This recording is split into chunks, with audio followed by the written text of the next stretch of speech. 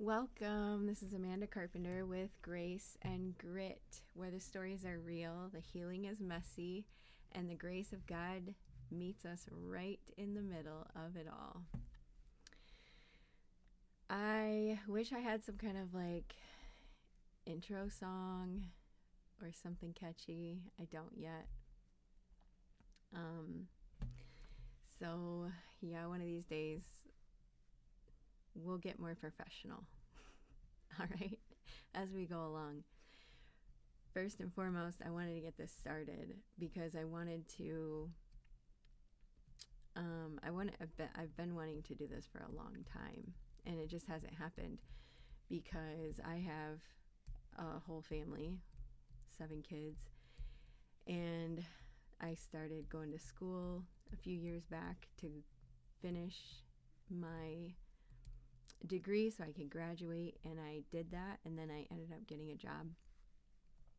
But before all that, I was met by the grace of God, and I myself went through recovery. Not physical therapy recovery, but addiction recovery. And I had to choose the institution. I had to get away from all of the people, places, and things. I was so caught up that I just had to remove myself. And I had to remove myself for a while. It was almost 6 months. And God was with me every step of the way. And I'm very thankful for that. And it taught me a lot of things. It taught me that I really, truly am not alone, that my strength comes from the Lord, and that I can do anything when connected and aligned with the Father above. So, I am a real life story here to tell you that you're not any different than I am. And no one is alone.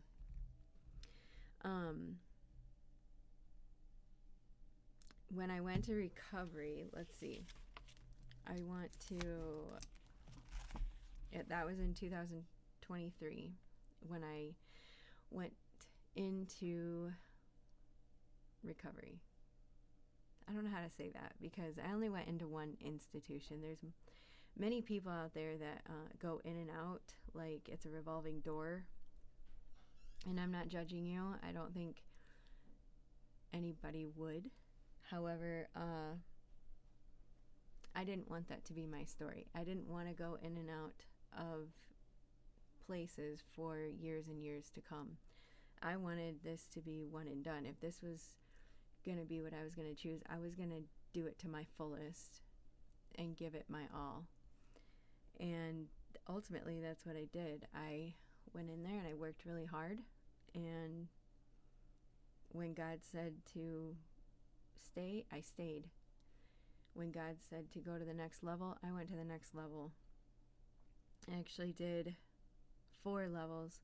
So I started in Bloomington, Indiana at Boca Recovery, and I detoxed there for half of my detox. I ended up changing to Pompano, Florida, to Boca Recovery, and we'll cover that story on a later date. But I did the rest of my detox there, and then, which was only like a day because I had come into the facility, so they just wanted to make sure that like I had nothing on me or whatever. But that was a 2-floor institution, so I went to the 2nd floor, which was residency. The bottom floor was all for detox patients, and oh my word, when I walked in there, I had absolutely no idea what I got myself into. There were people hanging out of the doors, hanging out of the rooms, one person was screaming about shaving his face, and they wouldn't give him an electric razor that worked very well. And so the one that he had, gosh, I'm trying to remember it. The one that he had, he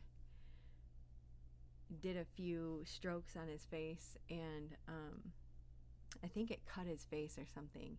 And he ended up chucking it out of the room into the next room across the hall from him and hit another patient in the head who was in bed detoxing from methamphetamine. So he felt terrible. Like, that guy was basically almost dying. So then he got up out of bed and he started screaming at the guy. Oh my word. It was a mess. There was toothpaste thrown. There's a hairbrush thrown. There was the hairbrush thrown, and then the guy came back and complained about how he had no hairbrush because he couldn't find his hairbrush that he ended up chucking across the hall. So anyhow, then I went to, after I did residency, and these are 16 days each, I did the longest that I could do just because I knew that everything in me was telling me that that I was not ready to come home and that I needed more time. And if I had came home, I would have probably been back in the same situation as I was. So I knew right off the bat that my experience from detox and my experience from residency and meeting these people that go in and out constantly, I knew I didn't want to be that. And I really truly listened to their stories when we had group sessions, and right away I kind of said to myself, what have they done that I don't want to repeat? I wanted to be completely different, right? I wanted to do the right things so that I would not go back into recovery, that I wouldn't relapse.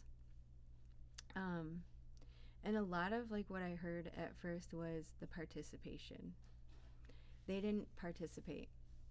Most of the people in recovery centers, I found out, are sent there through law enforcement or records that they have to complete. You know, the judge orders them to go to how many ever days in recovery to lessen their sentence of drug charges or whatever it is. A lot of other people were sent there because of being mandated to go due to family. Like the family came in and said, and got a petition from the judge saying that my family member is incapable of taking care of themselves, and so they need to be in recovery. That was a lot of Florida, because in Florida, I forget what they call it. I'll find it out and have it on the next podcast. But in Florida, they have this situation where you can just go to the judge and say, my family member needs help, and would you please help them, and, you know, state your story. And the judge signs a petition, and it is a order that they cannot go against or get themselves out of to go to recovery. And depending on how severe it is and what drugs it is, they can do anywhere from the 2 weeks of detox, or they can go all the way through detox and residency, which ends up being 31 days. 28 to 31 days. Most of the time it depends on what your insurance covers. So yeah, that was, and I'll go further into like my experiences being in Florida and whatever else. I just want to give you guys like the gist of where I was and how I got there. But then I went to West Palm Beach, Florida, And that was a place called Reprieve. After my residency, I got to go to PHP, and Reprieve Recovery Center was amazing. I think that's where I gained my foundation from Reprieve.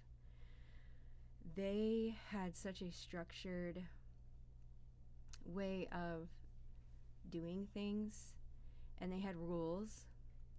I found out for the first time in my life at Reprieve that I actually had to listen to authority, and there was authority over my life. And if I didn't do the things that I was supposed to do or needed to do, authority would come down on me with a very hard hammer, and I didn't like that. So punishment was very big at Reprieve, and no matter how much you cry and beg your way out of it, yeah, they're not. They don't care. And it's not that they don't care, it's that they know they want the best for you. They want you to be recovered. I think I met the biggest hearted people there for other people, and they seem like they just hate your guts, but they really just hate addiction, and they really just hate the drugs, and they're after the enemy in the person, not the person. And once you remove the enemy within you, they're the nicest people ever. So, and I'm still friends with a lot of them today. They still check up on me. We still talk. I made amazing, strong friendships when I was in Florida. And,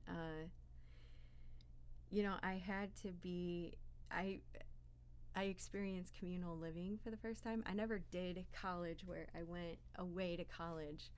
So I never really got that experience of living with other women.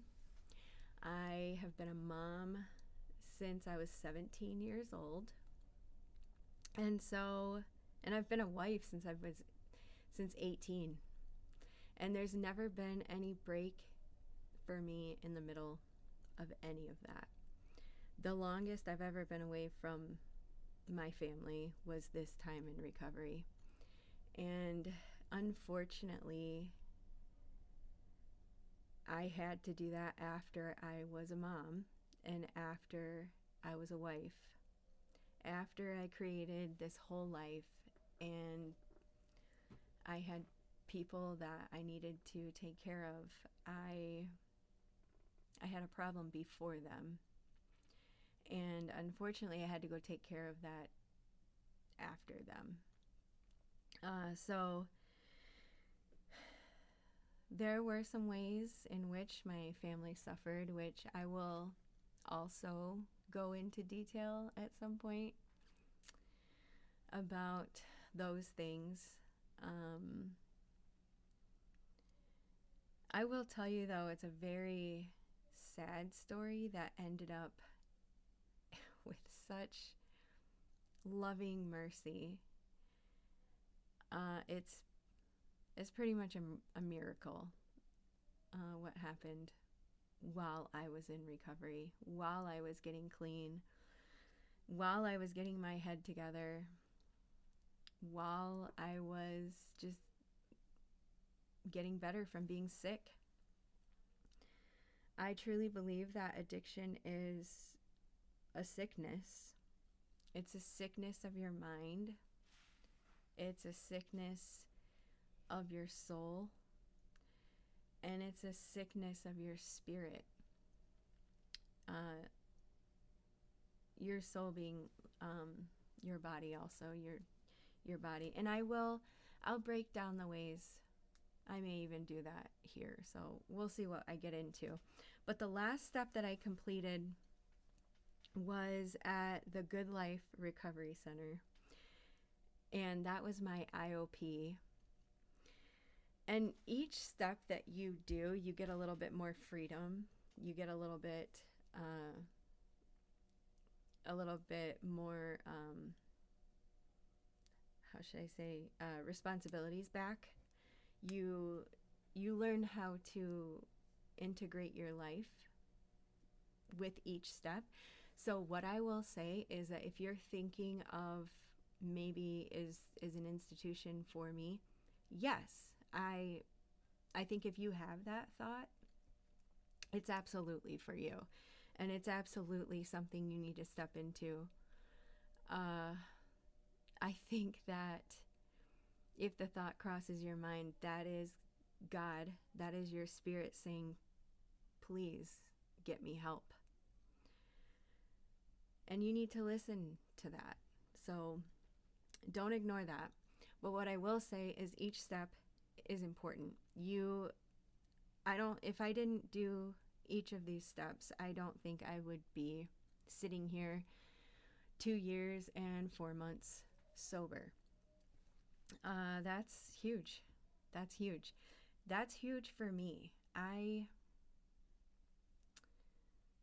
don't know how much of my story I want to go into right now, but I will tell you that I grew up in Three Rivers, Michigan, and this is not where my story starts. However, I just want to be real and I want to be honest, but I also want to protect people that I love. And I will go into some of these stories in depth in time. So I will give you that. And some of you who already know my story and the full extent of my story, you know what I'm talking about. So just give me some time, have some patience. But ultimately, I grew up in Three Rivers. I moved here when I was 5. We moved from Oklahoma up here to Michigan. I left my grandmother, who was everything to me. I remember turning around in the truck. I will never forget leaving her the day we left. Her arms are stretched out as we're pulling out of her driveway, and I turn around and my hands are on the back of my dad's truck, screaming, "Grandma, please don't go." And a lot of other things too. I remember screaming, "Please stay, like, let me stay, don't leave. We don't need to leave, we can stay here." All the things that a 5-year-old can scream. But we ended up leaving, and that was really hard for me. She was my rock, and my grandmother has always been my spiritual connection. She was who I prayed with a lot. I prayed with my dad a lot, but I would talk about God with my grandma. My grandma would sing. We would sing together. She is who and how I got my love of singing. Well, my dad too.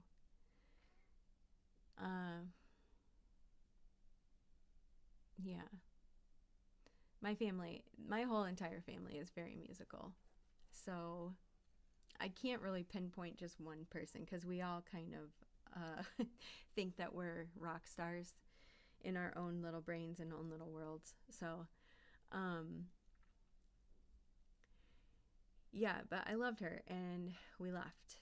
And we moved here to Michigan, and I didn't know anybody. I had an accent, a really deep country accent.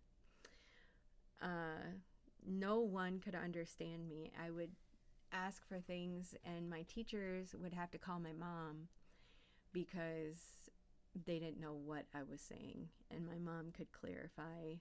I didn't have a speech problem. I had a deep country accent problem. So yeah, it was just a very foreign time in my life. And I grew up And I gained some friends as I grew that I wish, oh, how do I say this? Because some of you are going to watch this. I wish I wouldn't have gone down some of the routes I did. I wish I would have had a lot more guidelines. I wish I had boundaries. However, if I did, I wouldn't be sitting here today trying to help a friend in need. So, shoulda, woulda, coulda. It's not my story. And I'm okay with that. I learned as an adult who my friends truly were. And I learned as an adult that I am perfect just the way that I am. And I don't have to be something I'm not, and I don't have to worry about what people say about me or think about me to have friends. So I feel like now, if you don't like me and I'm not for you, that's okay. I'm not going to be rude to you ever, but I'm just probably not going to have you very close in my life. I'll be nice to you. You'll probably never know that I don't like you. So I just don't prefer to have nasty people in my life, people that make me feel less than, people that make me feel like I have to compete with someone else to be good enough. I don't need that, because I already am good enough. I already am everything that I need to be for the people in my life. And those that love me are really amazing. I truly believe that having a small circle is way better. I used to think that having a ton of friends was how, was value. However, having too many friends is a lot to juggle. So I really feel like having a smaller circle is a smarter way of doing things. And it just allows you peace and just amazingness in your life, I guess. I have a handful of friends that I call on an actual basis who truly care about me. They check up on me. They ask me how I'm doing. They know about my life. And I know about theirs. And I ask them how they're doing. And I care about the things that are happening. And, we update each other. But I don't think I need to give you a rundown on how to be a friend, right? I always say you kill more bees with honey than vinegar. So I try to be that. So anyhow, getting back to my story of, I guess, moving here, I ended up, getting into some wrong crowds. I ended up trying to be friends with people that used me and abused me, made fun of me. But I thought those were the cool people. So, and they were. Ultimately, they were the cool people in school, and I wanted to be their friends. However, they weren't very good people. They were jerks, actually. And they made me feel really bad about myself. And they made me feel like I didn't matter. They made me feel like an object a lot of the times. And we'll get more into that too as I go further into my teenage years, I think. But yeah, so, my story's like a lot of yours out there. I grew up like I had really great parents. I had parents who cared. I have absolutely no reason to drink, you would think, looking at me. But I had secrets, and I had things I never told people until I was a lot older, until I was an adult. And keeping those secrets made me hide and tell other secrets. And for a long time, I felt like I was an imposter everywhere I went. I was always trying to be something that somebody else wanted me to be. I never thought that I was good enough for other people. I wasn't good enough. Myself was not good enough. But in reality, I was fine just the way I was. And I needed to really just get rid of those people in my life that made me feel like that. So, yeah. Then I was pregnant as a senior, and I walked across the stage graduating. My daughter is getting ready to graduate, and she is such an amazing person. She is everything I wish I could have been growing up. And she loves God like I never knew God like she knows God at her age. And I'm just so proud of her. And sometimes I step back and I think, how in the world did I raise that? Because she really, truly is everything I wish I could have been.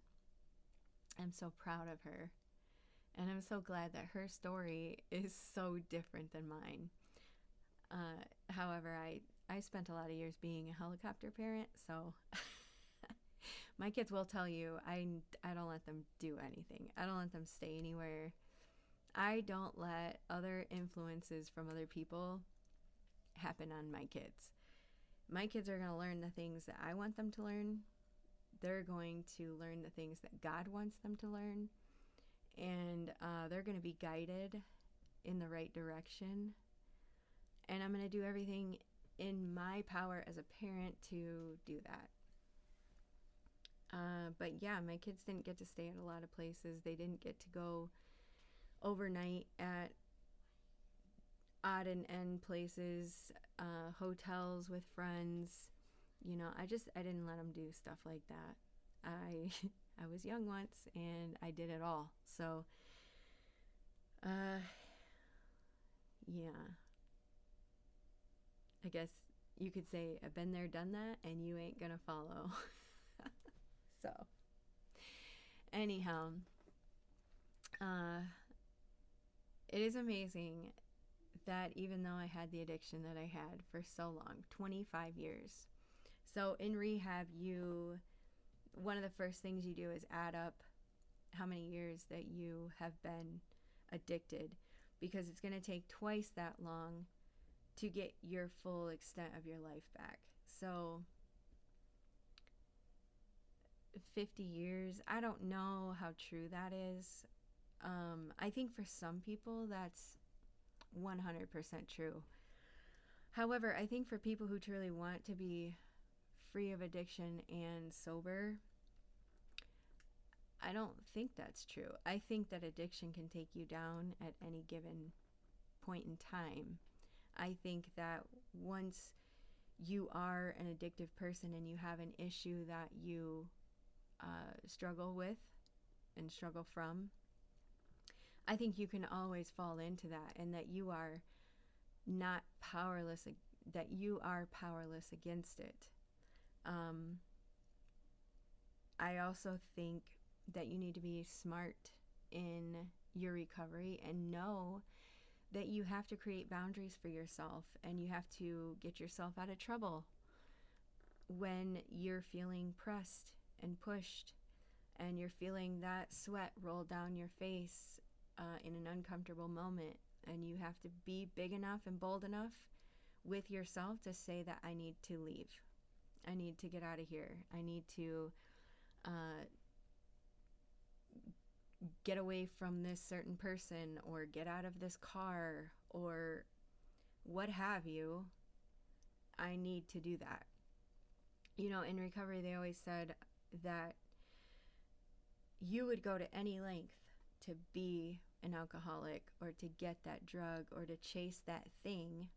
You would probably go as far as almost killing somebody to get what you wanted, right? So why would you not do everything possible? And no, I'm not saying kill anybody, but I'm saying why wouldn't you do everything possible to get out of a situation for your recovery, for your sobriety, to keep yourself clean, to get yourself out of trouble? You have to be willing to fight for yourself. And yeah, that's just how it is. I know when I came home, there were people that I will never speak to again. I will never speak to them again because they don't understand recovery. They don't respect recovery. And not that I do not ask anybody to accommodate me at all. That's fully on you. If I want to be around you, I'll be around you. And I accept you for who you are because I know my boundaries, and I know that if things get too crazy or the mud gets too deep and I start feeling like I'm in a situation or I'm about to be in a situation, I don't have a problem with leaving. That's a promise that I've made to myself that I have kept. I've never wavered from that, and I've used it a few times. I've left situations. I've left parties. I've left things that I thought I was going to be okay with, and then I wasn't. So, and granted, it hasn't been very many things because there are things I just will not do. I won't put myself back into a lot of situations. I think that's just being smart with recovery.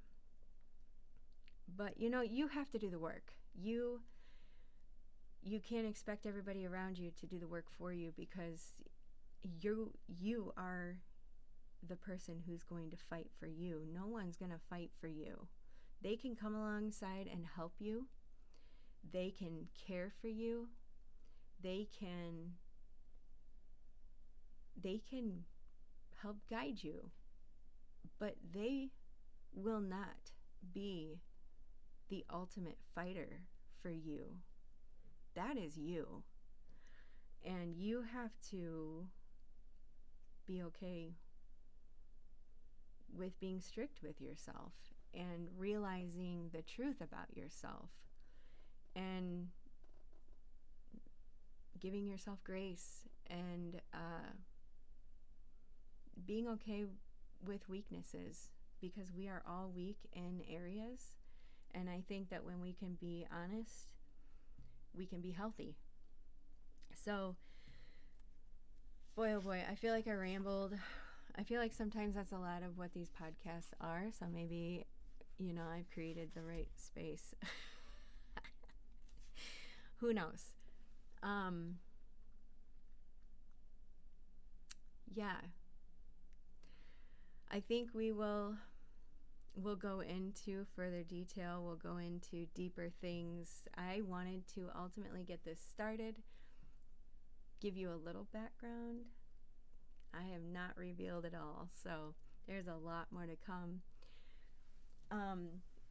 And I want to challenge my recovery friends that I want you on my podcast. I want you here with me talking about your story, how you got here, or what it was that you struggled with, what your turning point was, and where God was in your story, and is. So, I challenge you to hit me up, message me, text me. Let's get this ball rolling. Let's get some good stories on here. And I really, my main purpose is to help you understand that if you're struggling with addiction, that if you're in the middle of it and you don't know where to turn or where to go, that there's help for you and you're not alone, and that it's okay. It is okay to say that I have an issue, I have a problem, and I'm getting help. It's okay. There are things that I lost because people told me that because I came out with my issue that I was no longer good enough to serve in those purposes. Let me tell you, when God took those things out of my life, they were a blessing, because those were the wrong people that I was connected with. Those were the wrong things that I was trying to do. And my life has been very good. My life is not perfect. And I'll cover that as well. But yeah, I still struggle and I still go through things, but I do them better. I struggle better. I struggle with an outcome that looks very healthy now, instead of something that is very unhealthy and damaging and hateful and evil. So yes, let's continue this another time.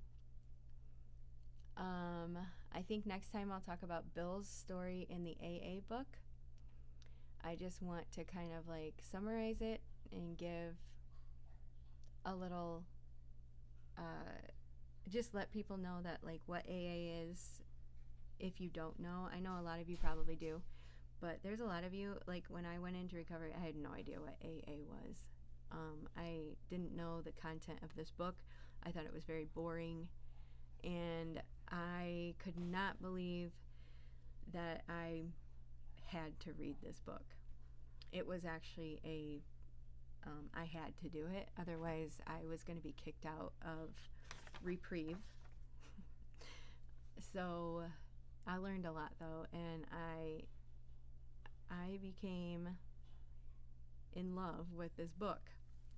Next to my Bible is the AA book. So I will go into the history.